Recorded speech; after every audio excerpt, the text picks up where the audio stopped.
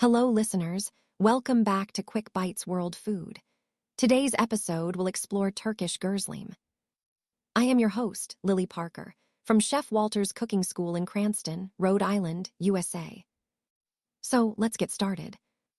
Gözleme is the quintessential Turkish street food and hearth-side comfort, a hand-rolled savory flatbread that marries simple craftsmanship with satisfying flavor. Its magic begins with yufka, the same paper-thin dough used for baklava and börek, which is rolled out even thinner on a large circular board. The dough is then folded over a generous scattering of fillings to create a half-moon or rectangular parcel, its edges carefully pinched shut. The fillings are a celebration of fresh, regional ingredients. Classic combinations include peynir sharp white cheese, often with parsley, ıspanak finely chopped spinach mixed with cheese, patates seasoned mashed potato, or kıymalı spiced ground meat.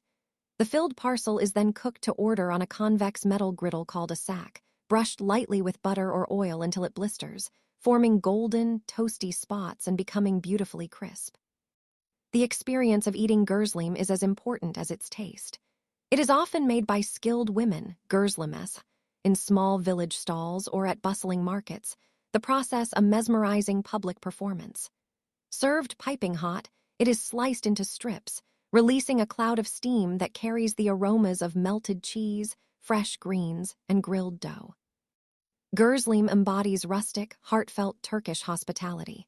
It is portable yet substantial, humble yet deeply flavorful, a perfect food that represents the seamless blend of nomadic tradition and vibrant market culture. Each crispy, chewy bite delivers the warmth of the griddle and the tangible care of the hands that made it. In conclusion, I hope you enjoyed this episode on Turkish kisir. Follow us on the next round for another exciting and educational podcast here on Quick Bites. Until then, eat well and stay well. Ciao.